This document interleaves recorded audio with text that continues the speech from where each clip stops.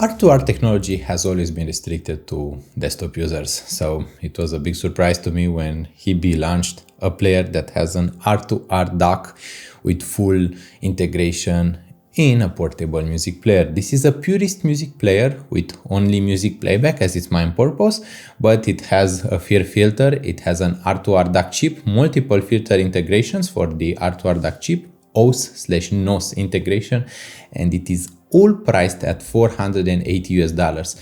So Hiby RS2, the Darwin inside music player. This is going to be the star of today's show at Audiophile Heaven. When you first look at this DAP, nothing seems quite that interesting, and you may be wondering why I still have those screen protectors installed.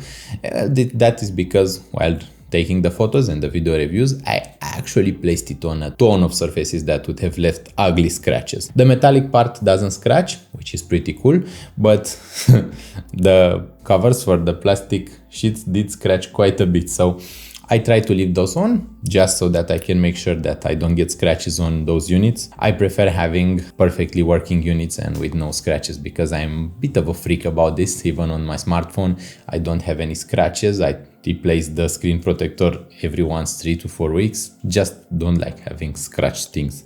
It's like a phobia of mine. With Hiby RS2, we have a very purist approach to a music player. We have the music, we have the files, and we can explore the SD cards. I currently don't have an SD card installed because I installed it in another player, the Hydis AP80 Pro EX, so that I can work on the review on that one. I did listen to this though, and today is the day that I posted the full written review, so I have quite a bit of experience with it at this point, and I wanted to make the full video review too. In the system we have a few settings. For example, the brightness settings, as you can see, it is quite bright, and we can actually change the color. We have the theme color here, and you can use it to adjust it to any color you want. Right now it is a light blue, but we can make it purple. For example, situation in which it would look like this, purple Hiby RS2. We can go back and we can change the color to basically anything we want, but I like light blue, so let's stick with the light blue, or just normal blue.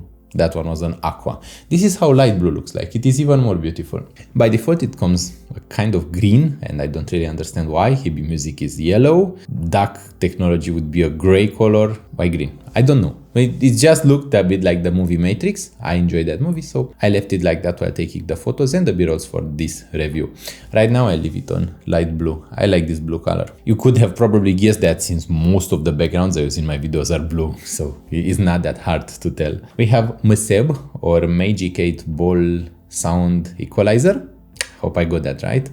It is an equalizer that uses sound characteristics rather than frequency ranges. Pretty good because it allows you to control what you want in the sound rather than learning what it means. For example, we have the temperature of the sound, like bright and dark. We have the bass extension from light to deep. We have the bass texture from fast to thumpy. We have the note thickness from crisp to thick. We have the vocals from recessed to forward. We have the female overtones from detox to vivid. We have the sibilance from soft to crisp, and we have the impulse response from slow to fast, and air from slow to crisp. This is all Hiby's work, and you have this on your smartphone if you install the Hiby app. I prefer using the Hiby app above other apps for music. Then we have the Darwin settings, which are all proprietary to the RS2 because it has that R2R chip inside. We have the Darwin filter. It has 10 filters, or rather 11 in total, but all of those sound very similar. There is a higher difference between the filters than what I noticed on most portable music players, but they are still very similar. You won't be able to tell them apart just by ear.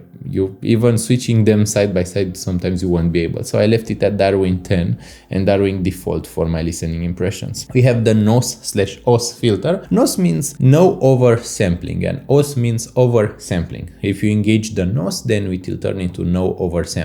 A non-oversampling filter will sound much smoother. It will have a lower amount of treble and a lower amount of sparkle. If you leave it at OS or oversampling, it will always be brighter, more airy, and more holographic. The NOS filter always sounds gentle and kinda intimate with the listener. Then we have the harmonic controller, which is the FIR filter controller, and you have from 0 to 155 steps. This one does a very obvious job at turning the sound thicker, darker, more impactful at maximum, and lighter and more neutral and more reference and more linear at 0. I preferred it at 0 because the sound of the Hiby RS2 is already quite full, quite dark and quite thick, even without anything turned on.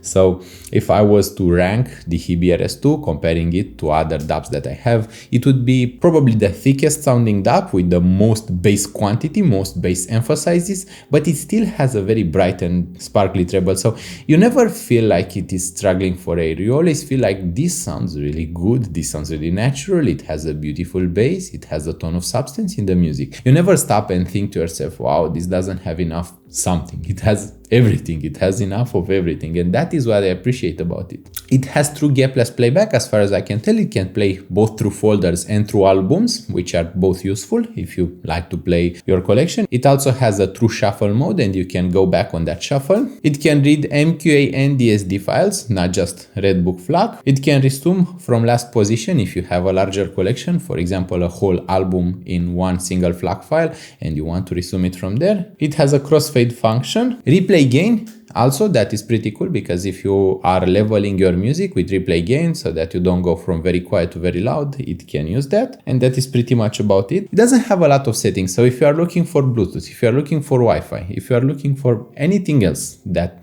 decent music playing, it won't have them. Even the display is quite small, but after using it for the past few weeks, I grew used to using this area of the display. It's like, it's very economical, but very ergonomic at the same time. It's not bad. Pulling it from top to bottom, this was a very important thing. You get this screen.